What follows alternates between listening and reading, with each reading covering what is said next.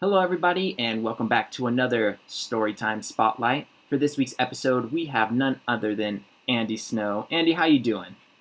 I'm good, man. How are you? I'm doing good. I'm doing good. I just got home from a long day's work, but I was super excited to get this interview with you. So thank you for taking the time out of your day to do this.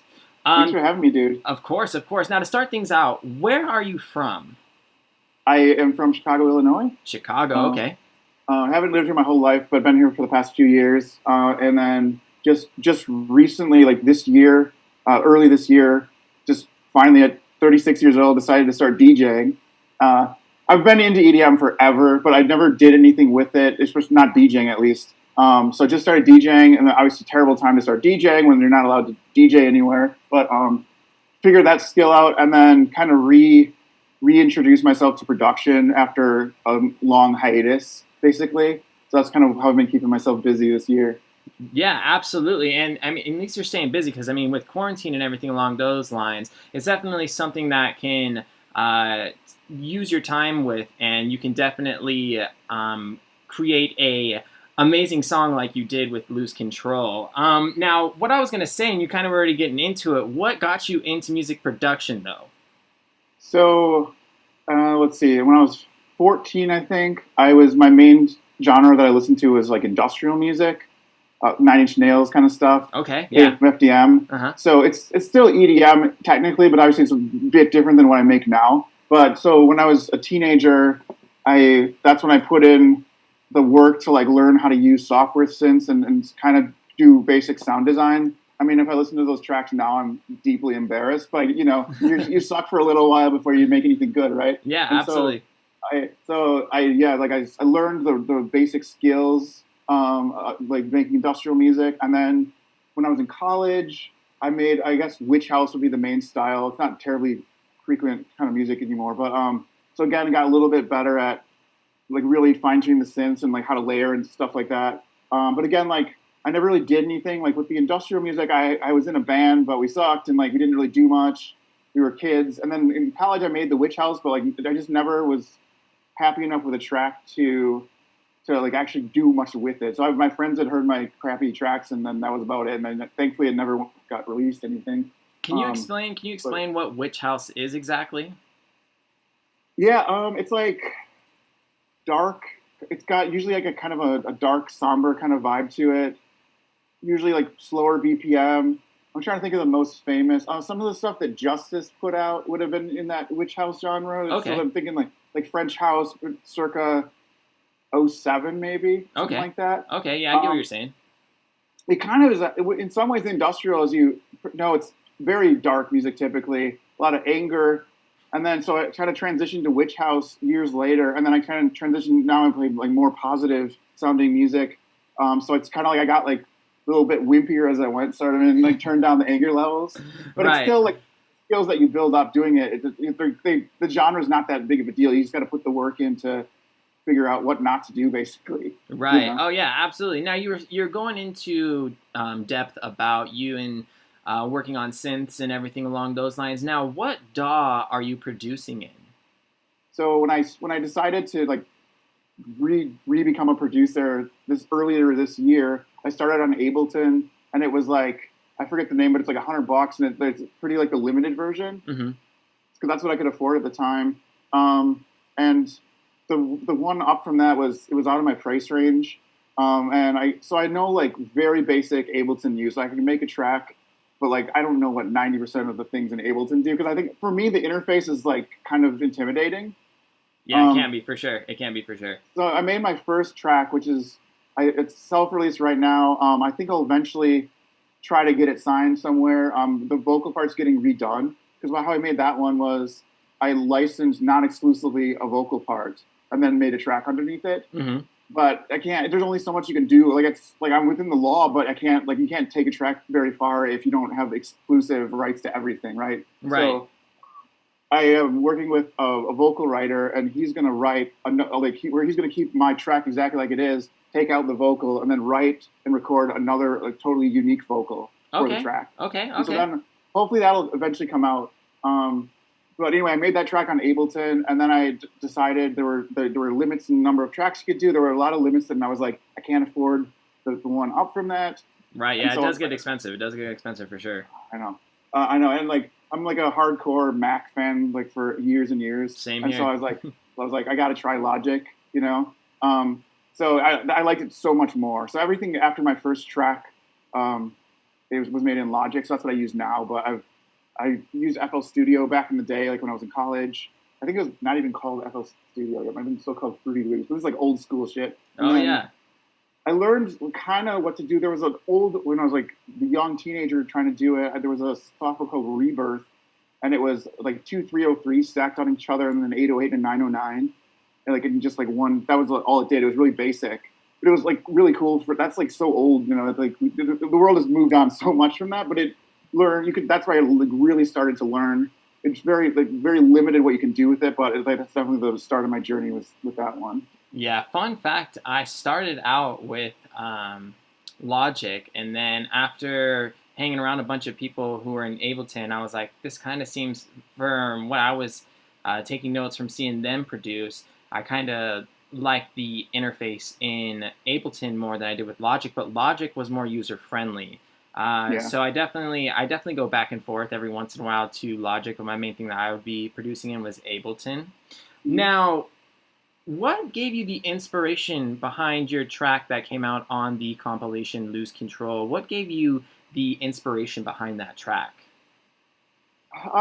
It definitely like I get the comment all the time. It's you're supposed to feel like festival vibes with it, you know, and I just like was experimenting. So I'm not really like a strictly big room or progressive house producer. My genre that I want to make the most in is probably future house. Right.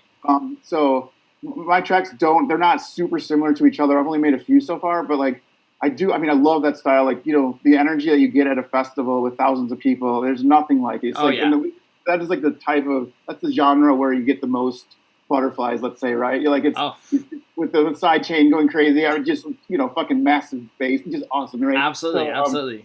So I just started, and then I just like realized too, I was experimenting with a few genres, like starting kind of like half making tracks and just seeing kind of what was looking the best, sort of. Right. And this one just started, it was just coming together really quickly. And then so like I just started to sound like this is like something I'm kind of getting what to do here. Like this is gonna be something, you know. Yeah.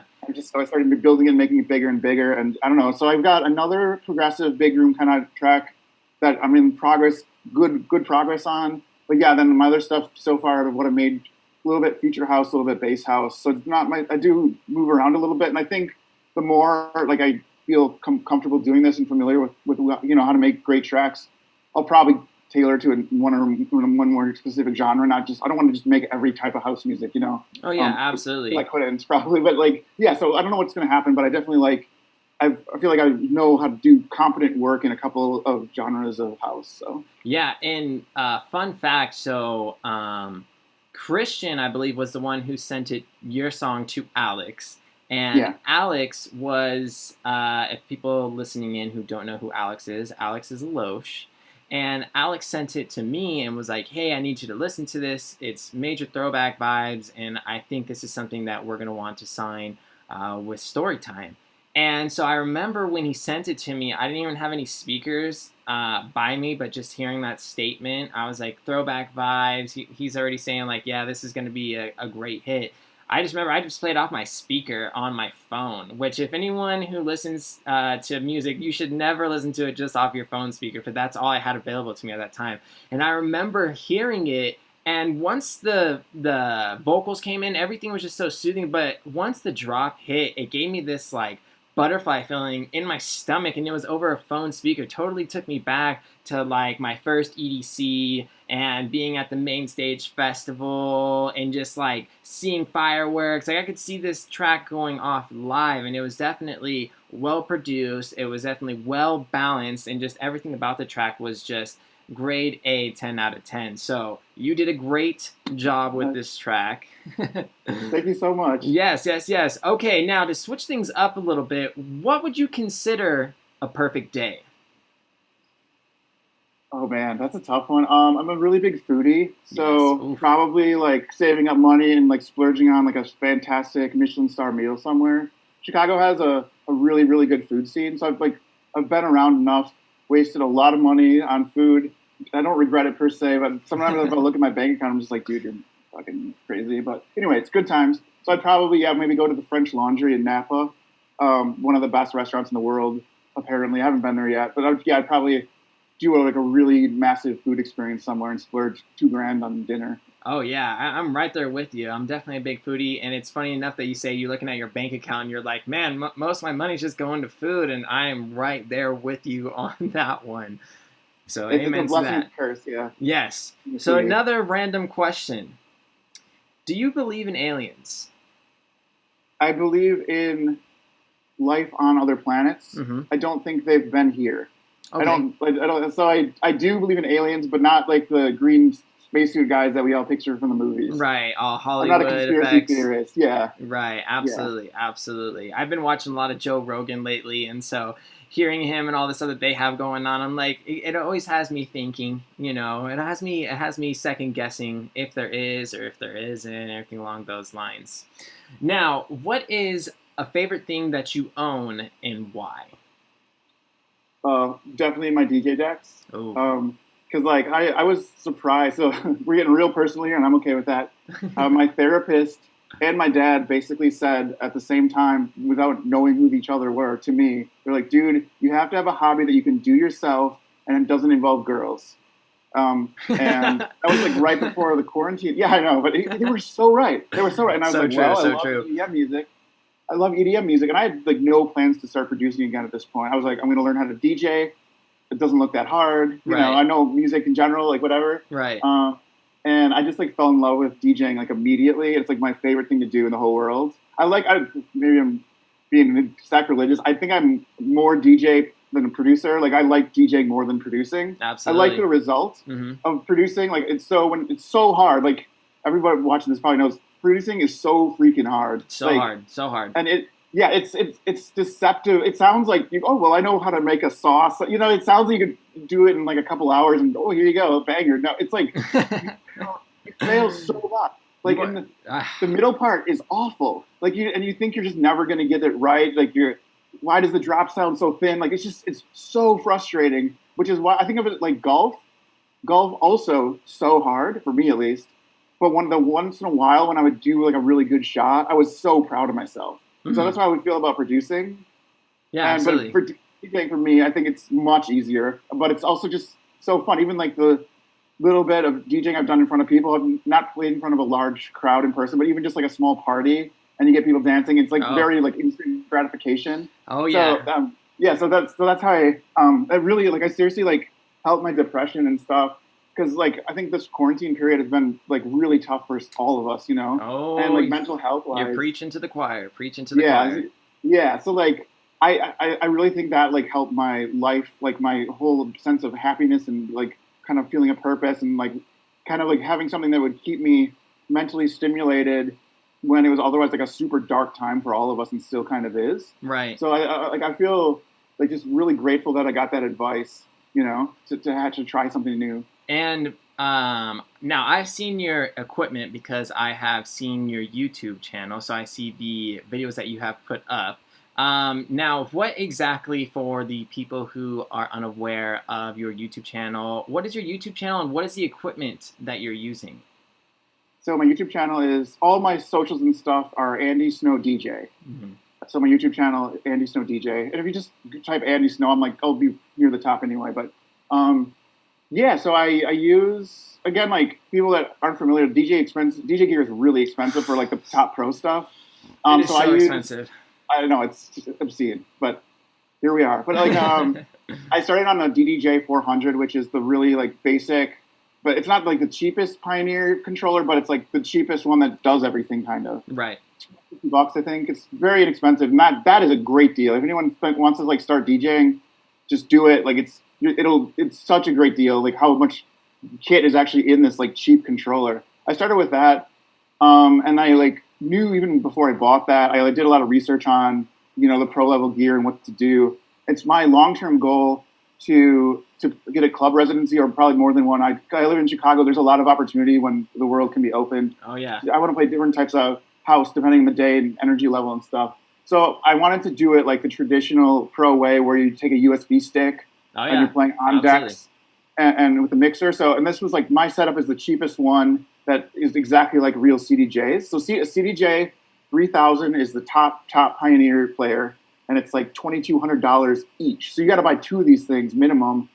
So you're at what $4,400 without even a mixer. If you buy like the top mixer, it's like I don't even know $2,000. I'm not sure. Yeah, more money like than I it's have. Expensive. Yeah. So I would be like Expensive.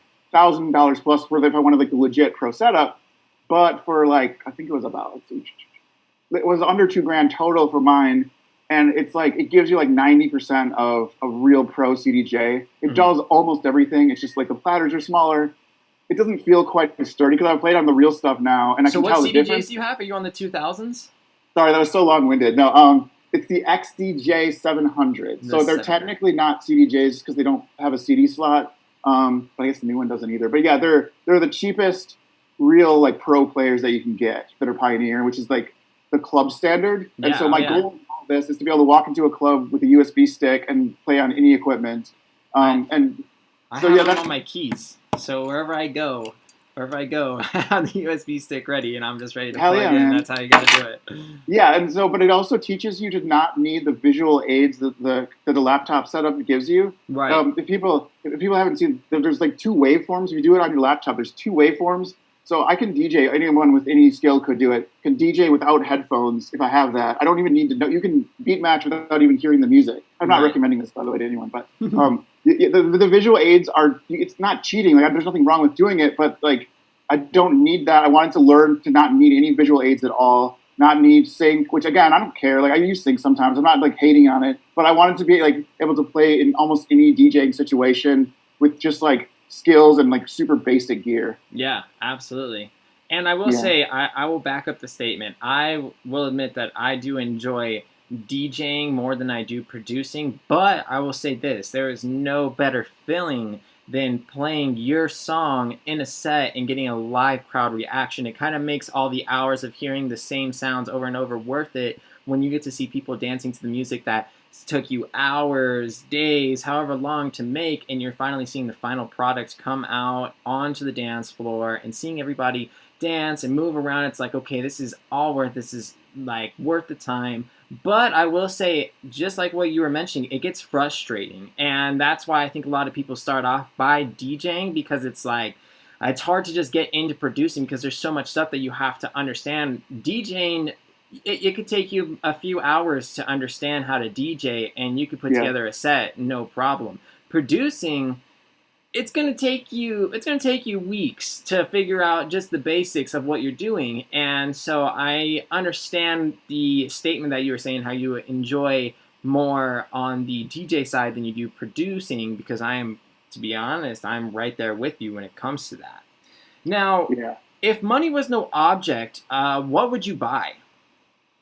CDJ 3000s. And just right to that. What's it called? DJM 900 Nexus 2? Is that like the top one right now? I'm not 100% sure. I don't want there's that really new one that's too big. It's like the DJM V10, I think. And it's like several $1,000s. I actually think I wouldn't want to play on that. I'm kind of afraid if I go to a club someday and they have that, because most of my mixes are EQ mixes when I transition. And that one has 4-band EQ, and 3 is already plenty for me, because absolutely. I'm taking 8 bars, and I'm just like going the whole time just swapping. It would take some getting used to be able to do it with one more knob, because I do them pretty quick. Like you're kind of flying through it if you want it to be smooth. So that'll be a goal for mine. I can do it with 4 if I have to. But I like the old school. It's like the 900 Nexus 2, like super classic club standard mixer. Okay. Now, when have you felt the most challenged? It could be from DJing, it could be in your personal life, but when have you felt the most challenged? When I opened Ableton for the first time earlier this year. No, seriously though. Because I remember that it was hard, and I was still I was surprised. So I sent my first track that I was like at least not embarrassed by to Christian to get mixed and mastered, and like he immediately emailed me because like he had a questionnaire, I think, and it said like, how long have you been producing? And I technically lied, I didn't mean to, but I was like 5 months, and which is true kind of, but like I had a huge head start because I did it as a kid, just it was a different style, but I got the shittiest parts of producing out of the way years Right. ago. And so he like immediately emailed me and he's like, dude, I'm blown away. Like, how can you do this when you're producing for 5 months? Yeah, it's like, absolutely. and I thought about it later. I was like, because I guess I haven't really, like, but you know what I mean, though. But that was the immediate goal, and then I was really surprised, like, just completely had no idea that it was good or not. Like when you're producing, at least for me, it's sort of like looking at a word for an hour or whatever. It doesn't even look like English anymore. It's just shapes, right? Oh yeah. And oh like, yeah. and when you're partway through a track and you're just like listen, and you've tried like 3,000 Serum presets, right? And it doesn't even sound like it. You're just completely numb, and you're like, "Am I even so making true. good music right now? I have no so fucking true. idea if I make good music." You know, so like it was. So I was at that point. I was like, you know, I'll just like get this mastered. I'm gonna self-release it. I just like want to put something into the world and see what happens. And then he's like, "Oh, we should get this signed." I was like, "What? Like what? No, I didn't believe him." And so I was just like really surprised. Like I was just completely blown away by the feedback I've gotten like on this track and just in general, because I like had no confidence at all. And like you get like blinders on, and you don't really know if what you're making is good until you kind of step back from it, you know, or just people tell you and you're like, I believe you, I guess, you know? Yeah, it's definitely trial and error when it comes to producing, and I definitely feel like you have to have people who you can send it to, your music, and have them give you a feedback on it without you just saying, oh, you know, I'm the only person who's heard this. I'm just going to put this out because, you know, other ears will help you fine tune your mix, or hey, maybe this part should be changed up, or it's nice to have someone else's opinion on your track before you release it, because it kind of makes you kind of go back into the project and realize what's going on, and kind of go from there. Now, is there any shout outs that you would like to give, or is there anything that you would like to promote that's coming up?